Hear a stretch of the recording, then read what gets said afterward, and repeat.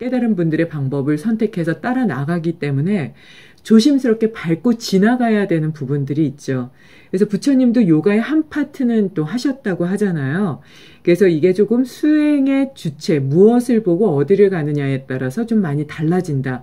그래서 이 부분은 좋다 나쁘다가 아니라 무엇을 타고 어떻게 가느냐의 이 방법이 아닌가 싶어요. 그래서 이게 맞다, 저게 맞다라고 논란의 주제를 갖지 말아라. 그 시간에 그냥 수행을 해라. 나에게 맞는 이 말씀을 새겨야 될 것 같고요.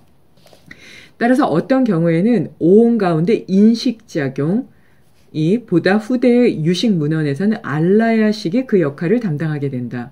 그러니까 인식작용에 대해서 이제 조금 더 집중하게 되고 업의 주체가 무엇이냐 아무리 찾아봐도 이게 손가락인지 발가락인지 눈인지 입, 코, 뭐 오감에 대해서 또는 오온에 대해서 뭐 이런 것들을 다 봐도 이게 업의 주체를 찾을 수 없으니 그것을 보통 식으로 두는 경우가 있는데 부처님께서 분명히 말씀하셨어요. 식이 윤회하는 건 아니다. 그렇게 생각하는 건 어리석다.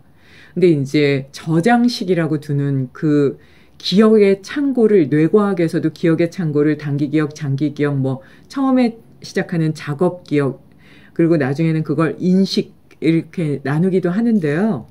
이게 이제 식으로서 이게 업의 주체를 나눈다 하는 거는 조금 무리가 있죠. 그래서 이거는 업의 주체에 대해서는 깨달은 분들의 말씀을 잘 따라야 될 것 같고요. 단정적으로 보기보다는 조금 더 고민하면서 수행해 나가는 과정 중에 아주 조심스럽게 봐야 되는 부분이 아닌가 싶습니다. 그러니까 업과 수행을 좀 볼게요. 행해진 업은 종종 오온 가운데 행온, 쌍가락 깐다와 동일시된다. 그러니까 행동으로 행한, 그래서 그 12연계에서도 행에 대해서 아주 중요하게 무명, 행, 식, 무명으로 인해서 행을 한다. 이렇게 이제 보통 말씀을 하시잖아요. 이거 둘 다 KAR 하다라는 동사에서 파생된 것뿐 아니라 인도에서는 행위, 작용을 의미하는 말인 동시에 그 행위가 초래하는 결과도 의미하는 언어 문화적 전통에서 기인하는 것이다. 그래서 어떤 행위를 하려고 하는 의도, 그러니까 행을 말하죠. 의도를 가리키는 말로써 그 의도의 결과, 업이죠. 의 의미를 포함하게 된다. 또한 불교 경전에서는 불교 수행자는 윤회에 있어서 재생의 원인이 되는 업을 막아야 한다고 강조한다.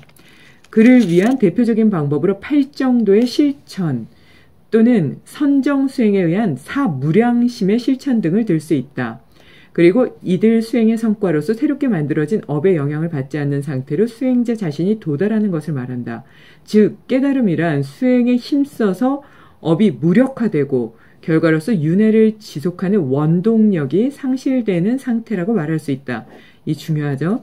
깨달음이란 수행에 힘써서, 그러니까 닦는 것, 욕망과 감정을 넘어서서 그것을 보는 힘써서 업이 무력화된다. 그러니까 바가바드기타에서 노력하지 않는다. 그러니까 욕망과 감정을 만족시키려고 하는 업을 하지 않는 거예요.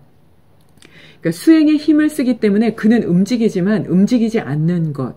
그러니까 말하지만 말하지 않는 것. 이걸 이제 처음에 침묵 말씀드렸죠. 진정한 침묵을 하고 있는 게 아니라 대답 안 하고 하고 있는 거는 폭풍보다 더 큰 구업이죠. 대답을 해야 되는데 안 하고 있는 그 욕망을 잡고 있는 힘이 강한 상태잖아요. 근데 말을 많이 하지만 오로지 나누기 위해서 나의 어떤 측면을 만족시키기 위해서가 아니라 상대방의 발전과 행동의 그 행복을 위해서 그렇게 말하는 거는 이 말은 말이지만 욕망의 말이나 감정적인 말이 아니기 때문에 이게 오히려 업을 녹이는 말이 되잖아요. 그래서 가장 좋은 나눔은 법보시라고 하죠. 그래서 내가 정말 큰 보시로 참여해서 넘어가고 싶다 할 때 내가 갖고 있는 지식을 끝없이 나누는 것, 그게 더 중요하지 않을까 싶은데요. 그렇게 되면은 윤회를 지속하는 원동력, 그러니까 이게 이제 위에 거를 얘기하게 되는데요. 업의 주체가 이거냐 저거냐 하고 그거를 글로 막 보고 있을 것이 아니라 말씀해 주신 12연기에 따라서 사성제를 잘 관찰해서 수행을 열심히 하다 보면 이게 식인지 아뜨만인지 무엇인지가 중요한 게 아니라 그냥 윤회를 지속하는 그 원동력, 그것이 그냥 힘을 잃어버리게 된다는 거죠. 그래서 다시는 윤회하지 않게 된다. 이걸 얘기를 하고 있는데요. 그러니까 논란을 갖고 논의를 하고 앉아있는 그 어리석은 시간, 어두운 시간을 갖기보다는 그 시간에 오히려 공부를 한다거나 수행을 해서 더 밝게 나아가고 내가 잡고 있는 욕망과 감정, 그리고 만들고 있는 업은 무엇인지를 그것을 잘 이해해서 진심으로 참여하고 진심으로 겸허하게 행하면서 끝없이 나눈다면, 그리고 항상 상대방의 입장에서 생각한다면, 그렇다면 업의 주체에 대해서 자연스럽게 알게 되고 결국은 수행의 결과에 좋은 자리에 도달할 수 있지 않을까 싶은데요. 그래서 스와미 라마께서는 책을 많이 보는 사람들을 당신을 믿지 않는다. 그러면 책을 많이 봤다면 당신 스스로에 대해서 생각하고 골똘히 고민하는 시간은 있었는가? 나는 그걸 의심하게 된다. 이렇게까지 행복한 삶의 기술에서 말씀하셨거든요. 그러니까 단어에 얽매이기보다는 나의 스스로의 모습을 비춰보고 그것을 삶에 적용하는 게 훨씬 더 중요한 부분이 아닐까 합니다. 자, 여기까지. 그래서 88페이지부터 91페이지까지 업에 대해서 읽어드렸습니다. 감사합니다.